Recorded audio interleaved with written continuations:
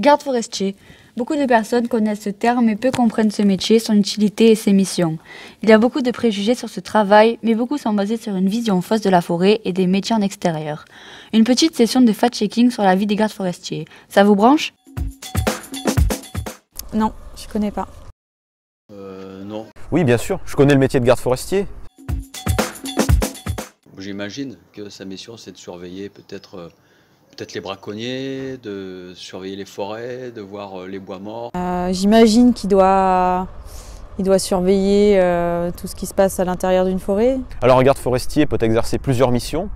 Il est là pour organiser des coupes, par exemple. Il peut même les réaliser, s'il le souhaite.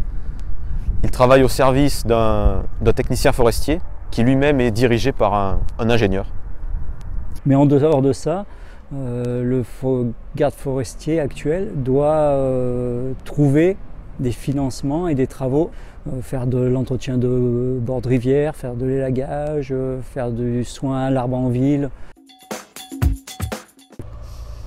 Il doit faire des rondes, je pense, le tour des forêts, voir s'il n'y a pas de feu ou s'il n'y a pas de soucis particuliers. Il doit, j'imagine, peut-être avoir des secteurs à vérifier, dans lesquels il va se promener et il va peut-être prendre des notes sur ce qui s'y passe.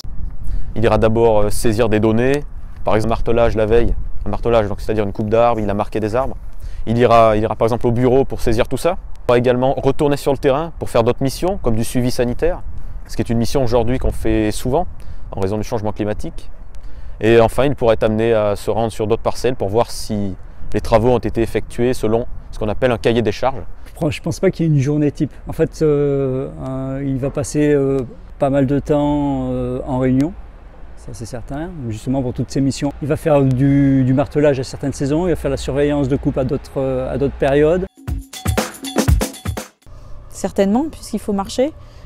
Donc, alors important, je ne sais pas, mais en tout cas, il doit falloir être sportif. Ah bien sûr, c'est un métier qui demande... Oui, c'est un métier qui demande un effort physique assez important, dans le sens où on est souvent amené à travailler en forêt.